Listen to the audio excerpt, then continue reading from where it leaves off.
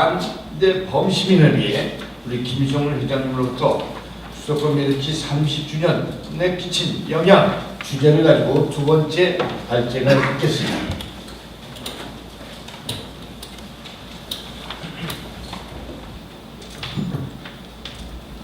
예, 수도권 매립지 현장 반대 범시민한 사회단체회 회장 김성훈입니다. 먼저 이렇게 좋은 환경 정책 토론을 마련해주신 윤상현 의원님께 진심으로 감사드리고, 오늘 또 좌장을 맡으신 정면직필 인천시 신문의 남익기 회장님 감사합니다. 그리고 많은 분량을 줄이셨다고 하는데 많이 하셨어요. 그래서 제가 할 시간이 좀 줄어가지고 시간 좀 더 쓰도록 하겠습니다. 저는 2015년 그 매립지 4자 협의 때 인천시에서 매립지 시민협의회 위원으로 활동한 적이 있었습니다. 요거는 제가 지금 하는 단체입니다. 제가 환경부 비영리민간단체 글로벌 에코넷의 상임회장을 맡고 있고, 환경부 인간환경협의회에서 1기 때는 총괄간사, 2기 때는 보건화학 분과위원장, 지금도 3기의 보건화학 분과위원장을 맡고 있고 여러 단체의 시민활동을 하고 있습니다. 제가 저희 단체도 한번 시간이 되면 말씀을 드리겠습니다. 저희 비영리단체 글로벌 에코넷은 1779명 사망한 가습기 살균제 참사 피해자와 함께 법률개정, 기자회견, 피해자 구제활동에서 80여회 기자회견을 지금도 하고 내일도 개최할 예정입니다.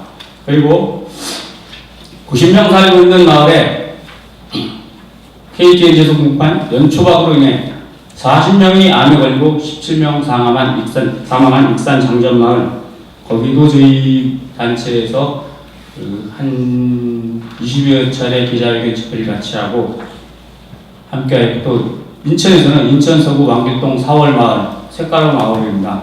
거기 환경활동 대회 언론부터 시작을 해가지고 전국 최초로 주거 무적합 판정을 받을 때까지 환경부청원, 그 다음에 주민건강 영양조사에 그 전문위원으로 참여, 교육, 지원 홍보 대책을 하고 있고, 지금은 이주투쟁을 하다가 시가와 예정용지를 변경돼서 지금 잠시 활동이 지금 중단된 상태입니다.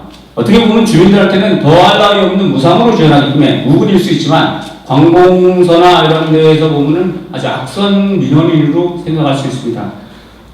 인천시 현대적은 나오고 있지만, 제가 지난 장에는 인천시 수도권 매립지 특별회계 전용 부분으로 해서 인천시장님을 2번 고발한 기억이 있습니다. 그래도 좋은 정책을 시민들이 하는 걸 좀 쓴소리라고 생각하시고 잘 받아주시기 바랍니다. 오늘 발표 주제는 수도권 매립지가 지난 30년 동안 주변 지역에 끼쳐온 영향에 대해서 발표해 보겠습니다. 먼저 수도권 매립지의 설립 목적, 보시는 바와 같이 나와 있습니다. 수도권 지역에서 발생하는 폐기물의 적정 처리, 그 다음에 발생 폐기물의 자원화 촉진, 여러 가지 일을 하고 있습니다. 설립 배경에는 자료에서 보시는 바와 같습니다. 92년도 쓰레기 매립을 시작한 이후에 운영관리권의 주도권을 둘러싸고 3개 시도의 환경관리공단에 첨예한 대립으로 인해서 수도권 매립지가 2020년 7월 22일 발족하게 되었습니다. 수도권 매립지 사업입니다. 굉장히 많은 사업을 했고 많은 일을 하고 있습니다. 수도권 매립지 조성 면역입니다. 인천시와 경기도 김포시 사이에 있었던 해안 간척지였고, 60년대는 빈민구제 일환으로 매립하였고, 80년대는 동아건설이 매립하였고, 그래서 과거 수도권 매립지는 동아매립지라고도 불린 적이 있습니다. 80년대 난이도 쓰레기장 매립이 수용하기에 도달할 것 때문에 예상을 하고 1987년 9월 정부가 동아매립지 일대를 쓰레기 매립지로 확충하기 위해서 결정을 하고, 87년 11월 환경청은 청라도시를 제외하고 준비해서 88년 8월부터 매립장이 조성됐습니다. 92년 2월 10일 수도권 매립지가 개장하면서 수원, 안산, 경기도 등이 들어왔고, 그 다음에 4월 1일은 인천시와 경기도 또 9개 시군, 11월 1일부터는 서울시가 사용을 하게 되었습니다. 2020년 10월 30일 제1 매립장이 종료되었고, 2020년 10월부터 제2 매립장이 사용 개시하게 되었습니다. 사실은 매립지 조성 당시에는 수요 예측을 2016년까지 바라보고 4개 매립장이 포화 상태가 될 줄 알았는데 급격한 선순환이라서 도시가스가 보급이 확대되고 난방 형식이 변화되면서 연탄재도 감소되었고 쓰레기 종량제 시행 그리고 음식물 및 재활용 쓰레기 분리수거 등으로 쓰레기가 대폭 감소됐습니다. 그래서 장애 부지가 많이 남아 있었고 제2 매립장은 2018년 10월에 사용이 종료됐습니다. 2018년 4월 10일 매립장이 3-109가 지금 사용 중에 있습니다. 매립지 주변 현황입니다. 이것은 수도권 매립지 현황입니다. 이 자료는 2021년 6월 9일 수도권 매립지 공사 발제 국회 자료를 인용했습니다. 그래서 5월 현재 3-109 3매립장이 51%가 지금 매립을 하고 있습니다.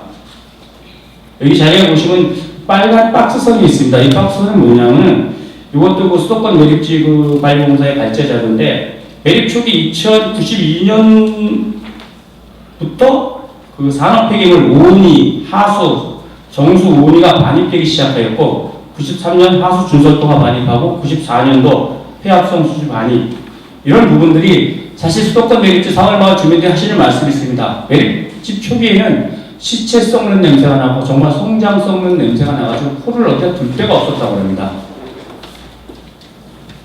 여기 보면 지금 매립량도 1994년부터는 엄청나게 지금 오다가 지금은 4분의 1 정도밖에 안 되는 매립량으로 감소되고 있습니다. 그래서 이 자료는 수도권 매립의 공사의 자리를 인용했습니다. 여기 수도권 매립지 제가 하고자 하는 말입니다.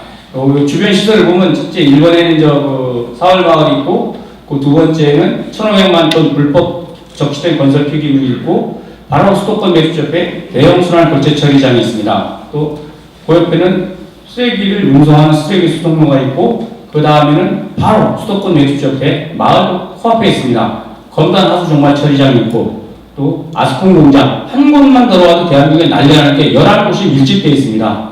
또한 거기 검단 산업단지가 있습니다. 이 모든 것이 이제 결론은 드리고 있습니다. 수도권 매립지가 들어오지 않았기 때문에 이런 곳이 안 생겼습니다. 여기에 이제 수도권 매립지 주변에 4월 마을 현황입니다. 지금 발제 시간이 지금 아까 좀 많이 쓰셔가지고 지금 자료가 많은데 빨리빨리 그냥 넘어가겠습니다. 수도권 매립지 주변에 있는 4월 마을 2019년 11월 18일 전국에서 최초로 환경부에서 주거 부적합 결정을 했습니다. 지금은 자연녹지에서 이주투쟁을 하다가 시가와 이전용지로 바뀌어 있습니다. 그리고 환경부 주민건강영향사 결론에서는 여러 가지 병명이 있고 다른 지역보다 높은 수준의 오염도가 있는데 우울증, 불안증, 수면장애, 외상후 스트레스 등 이 정신적인 장애의 소견이 높습니다. 주거에 대한 불만족이 높았고 주택 주거 3분의 2가 주거로 부적합하다. 그래서 2019년에 대한민국 최초가 아마 전무후무할 겁니다. 앞으로는 이런 거를 환경부에서 결정하기가 어려울 것입니다. 최초로 주거 부적합 결정이 됐습니다. 이게 4월 마을 주변입니다. 전부 공장입니다. 보십시오. 여기도 4월 마을 공장이고 주변입니다. 쇳가루를 내놓게 뭉텅뭉텅 묻어나고 그 옆에 나무가 있습니다. 나무가 잿빛입니다. 정말 보시면 방송에 나오는데 암 환자들이 많이 15명 정도 발생을 했는데 그 부분은 지역의 인과성이 없다고 발표가 됐습니다. 주민이 보고 계신 부정이고 주민들은 이렇게 현수막을 붙이고 계십니다. 수도권 매립지가 원인이다. 이주대책을 마련하라고. 전부 수도권 매립지에 못 살겠다. 종료해라. 수도권 4월 마을 주거 적합성에 대한 조사 결과입니다. 그리고 수도권 매립지 초미세먼지라는 검단, 성남, 원단보다는 3배에서 4배까지 초미세먼지가 높습니다. 기준치에는 2배 이상입니다. 이렇게 엄청난 피해를 겪고 있는 곳이 4월 마을입니다. 그 당시 이제 수도권 매립지가 빠졌다는 것에 대해서 굉장히 주민들은 반발했습니다.